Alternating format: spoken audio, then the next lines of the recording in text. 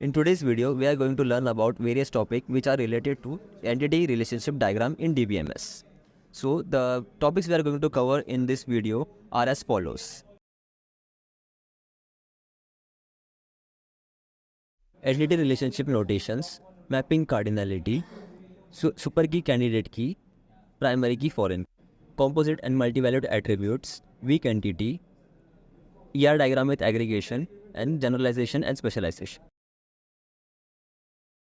Talking about ER notations, it consists of entity set like strong entity set, weak entity set.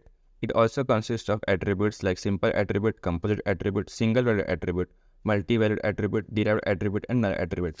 In relationship, it consists of strong relationship and weak relationship, also many-to-many relationship, many-to-one relationship, one-to-one relationship, cardinality limits, a role indicator, is a specialization and generalization, total generalization, and disjoint generalization. Mapping cardinality. Mapping cardinality is expressed as the number of entities to which another entity can be associated via a relationship set. For example, person and driving license are both one-to-one relationship, and another one is publisher and book. It is an example of one-to-many relationship. And book and publisher, it is an example of one-to-many relationship. And author and book, it is an example of many-to-many relationship. A super key is a set of one or more attributes that can uniquely identify a record in a table. A candidate key, on the other hand, is a minimal super key, meaning it's the smallest possible set of attributes that can uniquely identify a record.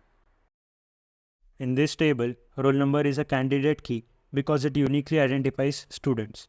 Roll number and phone number together is a super key because it uniquely identifies students, but it also includes additional information that is not required for uniqueness.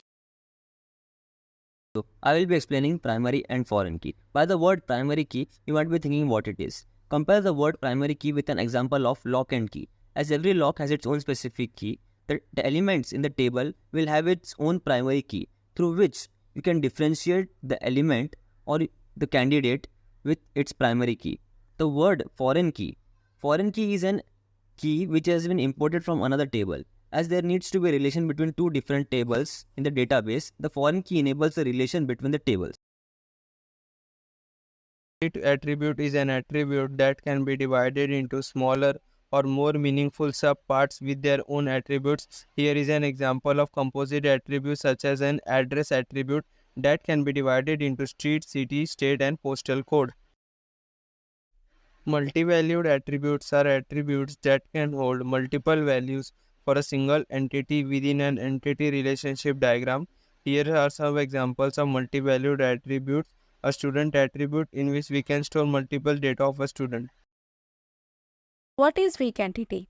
A weak entity is an entity set that does not contain sufficient attributes for unique identification of its records. Usually, they need an attribute from another entity to constitute a unique identifier. For representing a weak entity, we use double rectangle.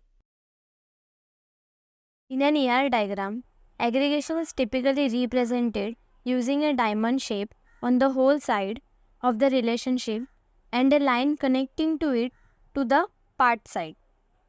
In the following example, using aggregation works for relationship with its entities, employee and project is aggregated into a single entity, and a relationship required is created between the aggregated entity and machinery. In specialization, an entity is divided into its sub-entities based on its characteristics. For example, an entity employee is divided into its sub-entities tester, manager, and developer, which is denoted by is notation, which is inside the inverted triangle. Generalization is a process of extracting common properties from a set of entities and creating a generalized entity from it. For example, here is entity HOD, student, and teacher creates an entity person,